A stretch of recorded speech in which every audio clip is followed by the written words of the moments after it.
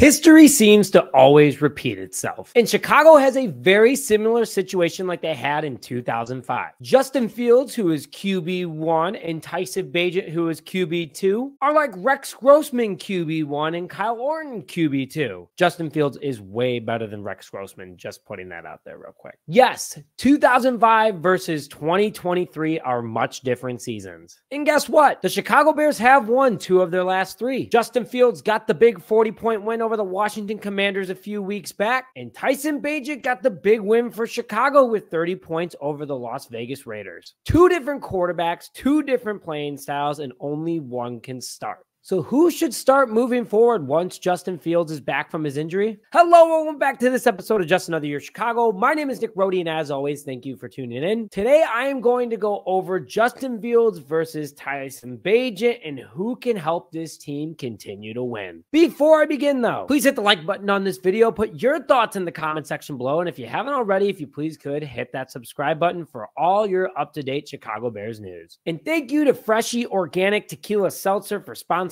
today's show. Get lime, grapefruit, guava, or my personal favorite, blood orange habanero all over the Chicagoland area. Use the link in the description for the Freshie Finder to find 99 calories of Chicago's own seltzer near you. Must be 21 or older to purchase. So let's start with Justin Fields. Fields is in his 3rd season with the Chicago Bears after being drafted out of the Ohio State University. He has had 2 separate offensive play callers in Matt Nagy and Luke Getsy. Fields has had some very big highs and some very low lows. Everyone in Chicago wants this kid to be the answer, and his coaching staff needs to allow him to be himself. So far this year with the Chicago Bears, Justin Fields has played in 6 games with 1,201 passing yards, a 200.15 average per game, a passing completion percentage of 61.7%, a 91.6 QBR, 11 passing touchdowns, 6 interceptions with 237 rushing yards and 1 rushing touchdown. Those are great stats for Fields considering how he's progressed over the last couple years. Taking a big leap compared to years past, it's good to see what the young quarterback's doing. Before the Minnesota game, he really got hot with over half of those passing yards coming in 2 games against the Denver Broncos and Washington Commanders, including 8 passing touchdowns. But Fields still has some pretty big red flags that we need to consider that he's still struggling with, which a lot could be on his coaching staff, but also do fall on him. His confidence is number 1. He is afraid to throw the ball still when guys are wide open. Don't even try to deny it. His check down. He takes a sack versus getting a short throw off, which drives me insane. He has got better at getting it out of bounds without getting intentional grounding.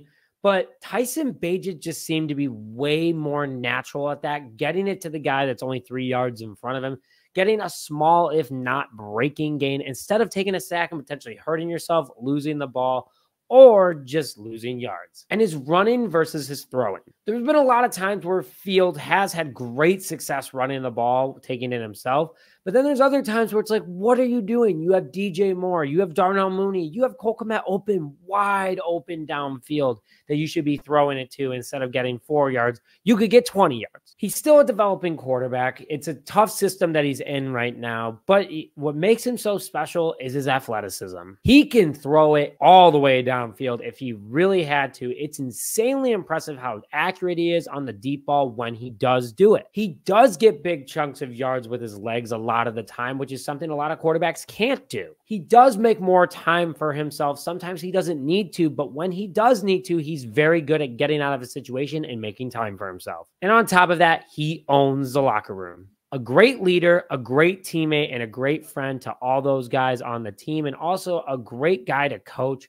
Justin Fields is the guy that everyone wants him to be. But now you got this kid, Tyson Bagent. The undrafted rookie free agent is absolutely doing a fantastic job so far, as he's looking like he transferred all his skills over from Shepherd, and I am very impressed by him so far. Insanely smart, a true quarterback type player that works in Luke Getsy's offense. He's played in 2 games. One of them he came in after Justin Fields' injury. 245 passing yards, a 122.5 average per game at the moment, 72.1 completion percentage, an 84 QBR, 1 passing touchdown, 1 interception, and 28 rushing yards. So his stats are not like Justin Fields at all. Justin Fields did over half of his stats, though, at least passing wise, in 2 games. One against the Broncos, who are the worst defense in football, and the Commanders, who mid at best. Bagent went against an NFC North rival without pretty much any sort of notice. No excuse for that. Next man up, as always.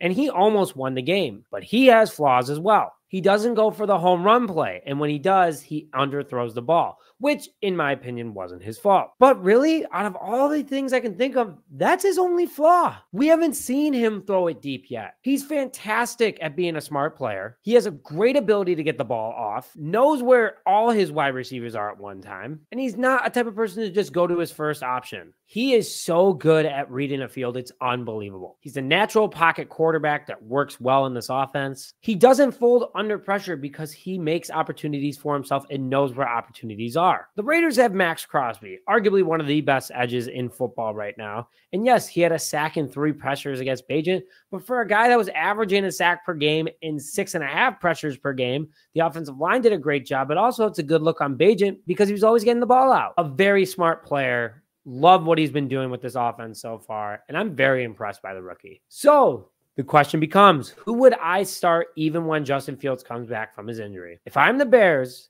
and I'm trying to win games and keep moving forward, I'm going with Tyson Bagent until he fails. Put him on a short leash, no doubt about that. But this guy and his action, he's making this offense flow. You can't deny that. Without Khalil Herbert, without Rashawn Johnson, he's been dealing with second-string running backs, also making opportunities for them, and they've been ripping it up as well. And then no Nate Davis protecting him. He's under a little bit more pressure, and he's still making passes happen with a 72% completion percentage. I would rather have completions for yards versus out-of-bounds throws, interceptions, or fumbles, or sacks. I know people are going to go, don't give up on Justin Fields yet. And I'm not. There's no doubt. But if it's working, don't change it at the moment. John Madden would always say, if it ain't broke, don't fix it. But remember my Grossman and Orton comparison? I'm telling you, Orton was working for the Bears back then. Never got pulled, Bears would have won the Super Bowl that year. I'll die on that hill. Yes, Justin is a fantastic quarterback, but while Bagent stays hot and wins games, got to stick with what works. Put your thoughts in the comment section below, but with that, thank you very much for joining this episode of Just Another Year Chicago. My name is Nick Rohde, and as always, bear down.